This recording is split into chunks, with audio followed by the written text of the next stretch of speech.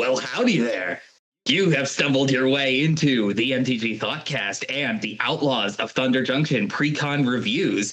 You're watching one of a four-part from our podcast episode, who you can find the links to in the description below, along with a playlist to all the other decks of this cycle from this set.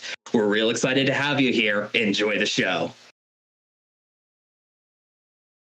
Our face commander of this deck is Yuma, Proud Protector. 5 and Naya for a 6/6 legendary human ranger. The spell costs 1 less to cast for each land in your graveyard. So he can come down pretty darn cheap if you have early means of getting lands sent off into your graveyard. When he enters the battlefield or attacks, you may sacrifice a land. If you do, draw a card. And when a desert is put into your graveyard from anywhere, you create a 4/2 green plant warrior creature token with reach. All right. That's a great card. Very cool card. Very bad. No, it's really cool. I definitely felt the latch with this one here because this is reminding me this deck, this commander, and this theme that's trying to do. This reminds me so much of my own personal build of Thalia and the Gitrog that is trying to do exactly the same thing. Dude, I literally was thinking exactly that. doing extra lands, sending those lands to the graveyard for value, and then replaying those lands again to just keep repeating the cycle. This is kind of doing exactly like that, but in Naya instead of Abzan, so you get all the really good red landfall cards as well. I dig it. I very much like this one a lot. It reminds me of Lord Windgrace too. Yes, and basically any of those. Again, the kind of deck that wants to do lands in the play, lands to your hand, and then lands to the graveyard, back and forth, but just again in a new, cool color combination that hasn't really done graveyard lands before. This is backed with the alternate new legendary creature that comes in this deck, Eerie, the Talented Sprout. He's just a little guy.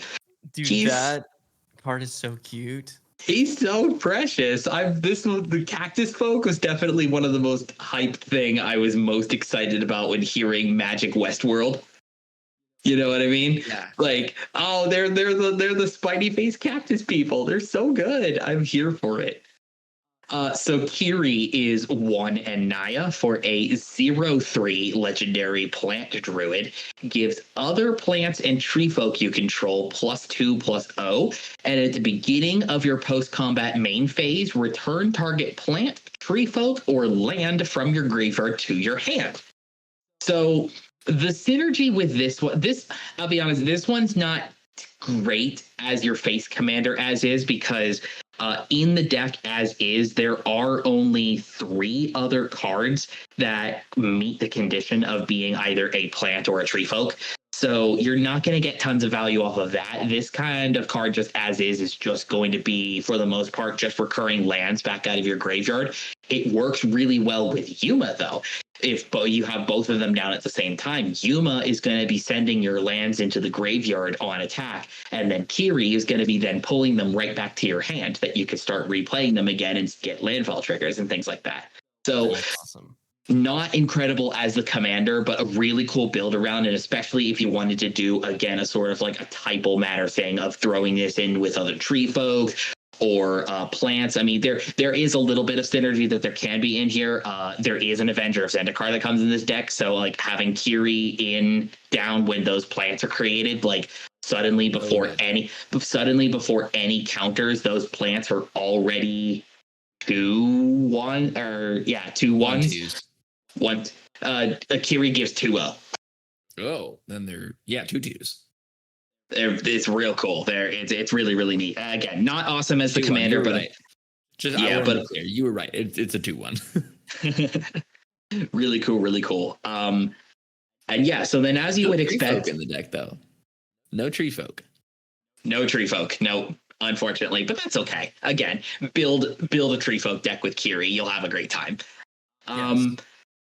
The new cards in this deck, as you would expect, kind of have lands and or deserts in and amongst their themes. This is exemplified most with probably the best one I feel like in this deck, called Dune Enchanter. That's the theme song from Dune. This Thank does you. look like it just does look like Dune to me. So Dune Enchanter is 2 and a green for a 2/3 plant druid with reach. Lands you control and lands you own but aren't on the battlefield are deserts in addition to their other types. Gives your lands the ability to tap to add 1 mana of any color, and can tap to mill 2 cards, and you gain a life for each land milled this way. Very cool, very cool. It's chromatic lantern ability, right? So gives you colors as you need. On a body kind of sucks, you know. It's one of the benefits of chromatic lantern, the fact that it's an artifact and not a creature. So obviously this thing can get destroyed and then you lose that ability. Oh well. But it's cool that you can get it pretty early as is on a 3-drop. That's really cool. Helps boost the desert thing. Again, Yuma has that 3rd line. You're not going to have trigger too terribly often, kind of as is with this deck. Dune Enchanter down any of the non-basic lands or basics that you end up playing in here. They'll become deserts with his ability. Granting deserts into anything you don't own on the battlefield as well. So any fetchable spells that say go grab a desert out of your library, this will enable it. This guy's the secret sauce. He is the secret sauce. He's the desert secret sauce. Even like with the Evolving Wilds and the Terramorphic Expanse that are in the deck, this will become fetch, go and get or you make a 4/2 plant. Mm-hmm. He's also Shaialud, the sandworm of the desert. Yeah. Speaking of the sandworms, this isn't a sandworm. I just needed a segue here. Let's talk about Rumbleweed, because this thing is nutty. I love this. So It's our new little hoof, and I'm here for it. 10 and a green for a 8/8 plant elemental. It costs 1 less to cast for each land in your graveyard. The creature itself then has vigilance, reach, trample, and when it enters the battlefield, other creatures you control get +3/+3 and trample until end of turn. Whoa. Yeah, so basically take the concept of End-Raze Forerunners and slap a mana discount onto it equal to the lands in your graveyard. So like in this deck as is, where you have a bunch of synergistic pieces that are going to be naturally just sending lands to your graveyard, but in something more constructed and built from the ground up, decks utilizing things like fetch lands and other mill effects and things like that, graveyard decks, this can very easily become an even bigger, powerful, more version of like End-Raze Forerunners. Maybe not quite hoof, definitely not quite near hoof, as good as Crater Hoof, but I don't know. It'll get you pretty close without getting your eyes wet, you know? This will win a game. Definitely. Yes. It absolutely will win you a game. The argument of like Crater Hoof is not actually worth $40. They just haven't printed it enough. Where like Rumbleweed will win you the game. Crater Hoof will win it more. Like it will secure the win for sure. Whereas Rumbleweed will probably win you the game still too. So absolutely. Same with Forerunners. And I think in decks like the Master, where you're trying to be milling cards and carrying, like in a Reanimator deck that's trying to mill and then reanimate things, if you don't want to spend the $40 on a Crater Hoof, but you also want something that's better than an End-Raze Forerunners, Rumbleweed is now the option for you, which is great. Yeah, I'd love to try to get myself a copy of this for my said Value of the Get Rock Monster deck. It would be so cool. That's a deck that is, again, like this one, sending lands in and out of the graveyard and creating tokens, which we'll show you about with some of the reprints and things like that come in here. But that's what this deck is trying to do as well. Doing lands in and out of the graveyard, creating an army as you do that. Then Rumbleweed, comes down cheap and you just slam. It's very fun. Also, again, as a man of puns, I'm very happy to see something related like that here. Last quick one I wanted to bring up is Cataclysmic Prospecting. Red, and an X for a sorcery. Deals X damage to each creature. For each mana from a desert spent to cast this spell, you make a tapped treasure token. Whoa. Very good. Very cool. Like, it's obviously it's one of these that, like, you know, it deals, you know, wipes the board for you, but in in a deck like this where some of your non-basics are going to be deserts, this will just incidentally give you a little bit of extra like mana back as you finish casting this spell that can then be used to help you rebuild if you needed to, say, wipe your own board for whatever purposes that happened there. Yeah, What's dude. that black spell that we were messing with in Shire the other day that we decided not to put in? It's like very similar to that. Or am I tripping and that was a red spell? Blood money? Oh God. Probably is it destroys all creatures and you make a treasure for each creature destroyed this way? Yes. It makes like tapped treasure tokens, which is at the end why we decided not to do it, but that's blood money, yeah. got you. Yes. Yeah. From Commander Legends Battle at Baldur's Gate, Dungeons and Dragons, a Magic the Gathering expansion. Oracle strikes that? again. How do you do that? I don't know how you do that. Yeehaw. Moving on. You saw, brother. Moving on. But no, yeah, Cataclysmic Gear Hulk. Oh, man. Cataclysmic Prospect. Sorry. I'm thinking too many cards in my head now. No. Cataclysmic Prospecting, I think it's really cool. Again, at face value, it's a wrath. Flexible wraths are always great. The fact that, like, out of the box as is, this deck has 15 deserts in it, so you're likely to have some when you do this. But if you were to take this and build it into a dedicated desert deck, like with the reprint legendary creature you could play in here, Hazon, Shaper of Sand. Yeah, dude. Hazazon rules. Hazazon. Yeah, you could build a dedicated deserts deck with him, and this will end up basically a wrath that replenishes itself later. Yeah. Hazazon is a player favorite. I've heard so many people have Hazazon decks because it's like so cheap, basically. It also is kind of like Dune, which people love. Hazazon's great and honestly could very easily slot into the commander. He's real cool. He's a red, green, white for a 3/3 legendary human warrior with Desert Walk. Probably never going to happen if you're the one playing deserts. No. You may play desert lands from your graveyard. That's really cool that he's here because, again, some of these deserts that you're doing in this deck as is, you're sacrificing them, sending them to the graveyard. He allows you to replay it. He is one of 3 other cards in this deck that allow you to play lands from your graveyard, which is absurd for a precon. He also then, when a desert enters the battlefield under your control, you make 2 1/1 red, green, and white sand warrior creature tokens. So he does everything that this deck is trying to do. So there is a very real argument to say you want to play Hazazon in the command zone of this deck as well. Mm-hmm. Super cool. Does this deck have all of the deserts in it that are printed? Not all of them, no. There's most of, like, say, the colored ones, the ones that help you fix. So, like, Desert of the True, Desert of the Fervent, the 2-colored dual ones that are part of the main set as well. So, like, Sarasota Heath and Abraded Bluffs. So, like, you get your color fixing ones, but not all of them. Yeah. A lot of tap lands in this deck. Very much. But again, the ramp package out of this is quite high. Yeah. And a lot of these you're going to be wanting to send into your graveyard and replay anyway. So yeah, it does kind of suck that they do come into play tapped, but the how quickly you can get a lot of them back out of your graveyard into play with stuff like Ancient Green Warden, which is your high value of this deck. 6 mana, 5/7 reach. You can play lands from your graveyard, and lands entering the battlefield cause double triggers. Again, every deck has to have a Panharmonicon now, and here is this deck's one. And again, as I had mentioned about before, this guy at Hazazon is backed by, who's it here? Ramanop Excavator, and there is a Scaretiller.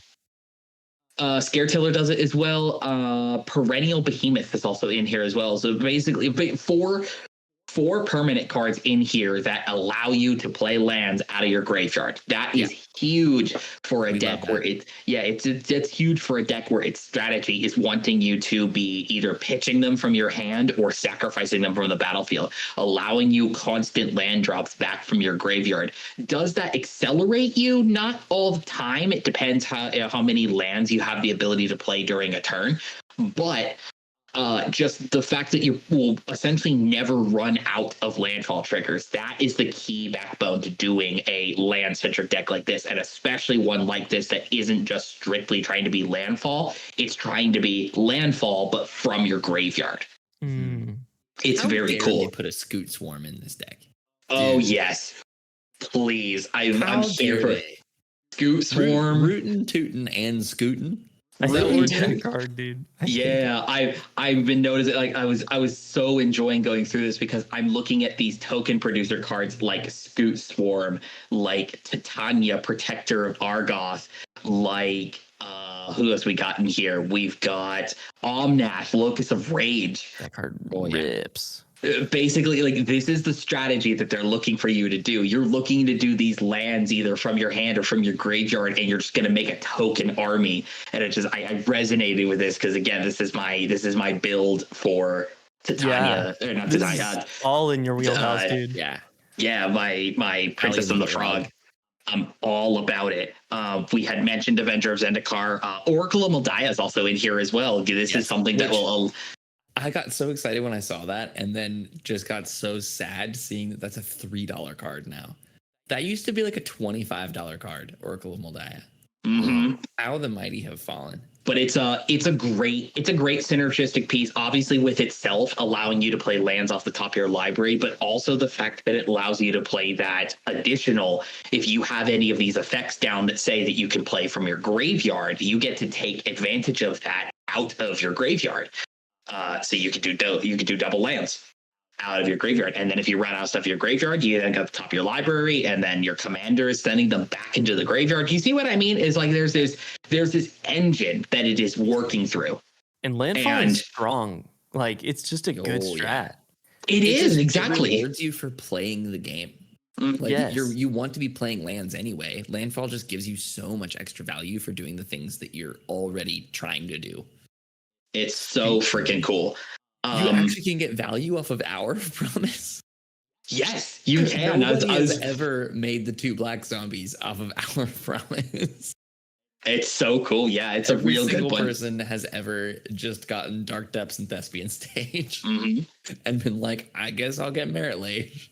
Yeah, I was gonna bring that up at reprints. The only other one of like a kind of interesting. I wouldn't necessarily say this is a good card. It's not synergistic with the deck in any way, but I just wanted to bring it up. It was just kind of interesting thing. There's a reprint in here with the normal Magic frame that was originally from the Doctor Who precon decks. The Wreck and Rebuild. This is one of the first ones we have seen that has come from Universes Beyond over into the Magic frame. It's not an amazing card. It can either just disagree. Okay. Oh, I love Wreck and Rebuild. Yeah, it can either destroy an artifact or an enchantment, or you mill 5 cards and you could put a land from your graveyard on the battlefield tapped, and then it has flashback. But it was just interesting bringing up to note that if this was a card you were ever interested in and just really, really despised the Doctor Who version of it, you can now acquire it in Magic Frame. Nice. So worth bringing up for anyone who wanted to bring that up or wanted to mention it. I've got a very interesting upgrade path for this one because this is obviously a deck that it wants to be super synergistic with sending lands into your graveyard and rewarding you for those lands in your graveyard. Brother, I know you love yourself some Dredge. Light from the Loam. Light from the Loam. Light from the Loam. Here we are. One of my all-time favorites. Light from the Loam, dude. I was really hoping that I was not going to have to be the one to bring up Light from the Loam. Nope, I got you. Yeah, the fact that Yuma makes you 4/2s as deserts go to your graveyard from anywhere, and then it's just a card that allows you to pull those lands back out of your graveyard, dredge, get more lands into your graveyard, and just keep pulling it back and forth like that. Who cares about drawing cards? Who cares? I'm just going to so dredge good every time. Lotus Cobra. should be in this deck as well. Obviously, Lotus Cobra is very easily one of the best landfall creatures that you could throw in pretty much any landfall deck, just in general. The amount of extra lands that you'll be getting back out of your graveyard, Lotus Cobra will help minimize the fact that you're just recycling the same land over and over out of your graveyard, will actually help you build up extra mana to use on your turn for spells and effects and things of that nature. Speaking of Lotus Cobra and similar cards, if you play the Nissa from Aftermath, Nissa Resurgent Animist, that card. Resurgent Animist, yep. Should definitely be in there there are too. 2 elementals in this deck, and they're both bonkers. Omnath and Titania, right? Titania is that is also an elemental. Sorry, I was thinking Omnath, Titania, and Ancient Green Warden are all elementals. Avenger of Zicar is also an elemental. Slammers, like you play you play a fetch land, and all of a sudden you get to tutor Avenger of Zendikar out of your deck. Mm-hmm. Yes, that's a good segue, actually. As a matter of fact, is just I don't have a specific in here, but like if you're looking to do an interesting upgrade path on this deck in general, it kind of sucks to say just do better lands, but this is a deck that really wants fetch lands or sacrifice lands. Like obviously like the traditional fetch lands, but your other stuff like Prismatic Vista, Fabled Passage, you could do Evolving Wilds as well if you need to. Evolving Wilds, there's an Evolving Wilds and a Terramorphic Expanse in the deck. Yeah. What's that that new one from Murders of Karlov Manor? It also does the same thing. Scout. That one. Passage. Yeah. Escape Passage. Yeah, that's probably wrong. But the Escape Tunnel. What? The hideout lands as well from like New Capenna, the ones that ETB sacks, that kind of thing. So like add more of those into this deck as well. Yeah. Conversely, to help also expedite the amount of landfall you're doing, play the effects like what Oracle Moldiah does, like Exploration.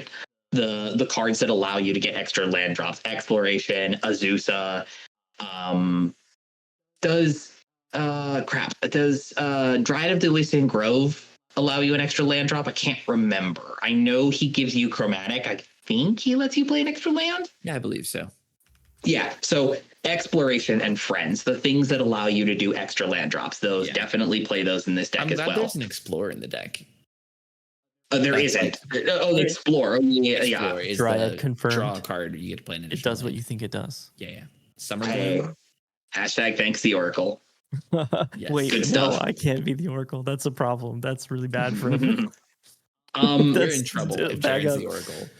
I've got an interesting one here. Since this is a landfall deck that is trying to make a bunch of tokens, put Morag, Fury of Akum in here. Morag, Fury of Akum is I believe is a 6-mana 5-something Minotaur warrior. Landfall, if it's your main phase, you get an extra combat step after the combat step. So you can main phase Landfall, stack up a bunch of extra combats, and then this is a deck that is making a bunch of tokens with stuff like, say, Scoot Swarm and Titania and Omnath and Avenger of Zendikar. You just then get Morag down, do a couple landfalls on your turn, and now you have 4 combats in a row. I like it. That's crazy, dude. That's very good. And again, one last one for upgrade, nothing in specific. A strategy you could do with Hazazon and then I guess potentially Yuma as well, if you build in the synergies that allow you to play lands out of your graveyard, you could build this in a mass land destruction way, but I would not recommend doing that because people do not like mass land destruction. But a card like Hazazon rewards you for blowing up your deserts with mass land destruction because you get to replay them out of your graveyard. So don't actually do that, but it is something you could do. And unless you're playing against the new Gonti deck, and then it's fine. Yeah, it's even. Man, just toxicity all around. Yeah. Just real quick then, I'll breeze through some things that you could cut out of this deck in place of some of these extra landfall things. We've talked before about Angel of the Ruins. This is not an awesome card. I actually love the fact that this deck, from the last time we talked about Angel of Ruins, it has been downgraded to an uncommon. It's like they really want you to be playing this card. They just keep putting it in decks, but pop it out of here. Again, the plane cycling thing is really cool. Throw this in a mono white deck. I think it would be a much better card in there as well. Even Eagles of the North is just a better plane cycler now. Like to have a 1 mana plane cycler, yeah, you're never casting this for 7. Like, it's decent if you're like reanimating. Like, I sort of toy with playing this with my Takasha deck because I can plane cycle it and then reanimate it. But even then, like, best case scenario, you reanimate it, you get something that has flying, and you exile 2 artifacts or enchantments. Like, it's fine. Better things to do. Another cut I would do would be one of the new cards that comes in here, Sand Scout. It's a 2 mana for a 2/2 that when it enters the battlefield, if an opponent controls more lands than you search your library for a desert, put it on the battlefield, tapped, and shuffle. And then if one or more lands are put into your graveyard from anywhere, you make a 1/1 red, green, and white sand warrior creature token. The ability triggers only once each turn. It's fine. That cut entirely, dude. I mean, you're the land rip. This is not good in these colors. You're doing the land ramp thing. You are going to be ahead of everybody else almost 90% of the time. That is what true. I think that the second ability is way more valuable than the first one. First one is like, if it happens, great, you go and find a desert. Second ability of your milling cards, your dredging, like if you can play like a fetch land, like, or you know, an evolving wilds or whatever, and then dredge or whatever, like find some way to do this a couple times. Just getting a bunch of 1/1s is but again, only limited to once per turn though, and then this ability is then tacked on to just another like just creature as is. This creature can get blown up, and like, yes, I know dies to removal, but like I don't know, your upgrade guide. I just want to go on record and say that I disagree with you. Okay, and that's totally fair. And I don't think the card is bad. I just don't think it's good within these colors. I think your deck, I think this as is out of the box, it's doing enough build up and ramp and acceleration, and then other cards that can make tokens faster than this. I just don't think this card is good in here. I think it's fine. It'd be fine for like especially mono white deserts, baby. Well, here's the thing. Like, you could, with the amount of basics that are in here, are there, you could actually get away with playing land tax instead of this. You could, and it's only one. Land tax doesn't make white. 1/1s. That's true, but do you need my whole thing with the Sand Scout on a serious note is that it only costs 2 mana. So like, I'm hard pressed to cut it because it's so cheap that like you could just put this down on 2 and let it gain you some value for the whole game. That's the last thing I'll say about it though. Yeah, that's fair. That's fair. Also drop Unholy Heat out of here as well. Like it needs it needs delirium to be any good. You're going to be getting mostly lands in your graveyard anyway. You're probably not going to be hitting that delirium anytime reasonably. It's worse than playing shock for like 90% of the game, which don't play shock. Like, exactly. Yeah, drop this guy out of here and throw that other stuff in here. But overall, as a package, this deck is so cool. It's very neat. Lands is a very interesting, hard like strategy to build around because it's like on the one hand, you have triggers basically firing off for doing the most basic action in the game that is nigh unstoppable, basically. Yeah, like opponents can respond to landfall triggers as they go onto the stack, but those are still going to be resolving. And there's very little in the game that stops people from playing their lands. You know what I mean? It's so easy to have these go about, but then also that has to be balanced with actual good cards in the deck that reward you for doing this said land thing at all. You don't want to like overflood on too many lands, but then you also don't want to have too many enablers and then just have dead draws the rest of the game. This plays a tricky balance to build these kind of decks in a way that doesn't mess up. Exactly, it does. And that's what I like about the fact that this one has gone in the direction of allowing you to do your land synergies mostly out of your graveyard, because that allows you to have more of the enabler cards be filtered into the deck, and your land triggers are just going to be the same card repeatedly going in and out of your graveyard continually. It allows you to just keep your hand and your battlefield filled with gas and then just constantly be doing a land or two out of your graveyard a bunch, and then other synergistic pieces in here that help get those cards like from your hand into your graveyard, and then once they're done in play you can then sacrifice them, and then once they're in the graveyard you have other stuff in here that brings them back into play again, and it's a churning cycle of basically sending the same cards to and from, and you're just going to overwhelm everybody because it's incredibly hard to stop landfall stuff doing from what it's trying to do. And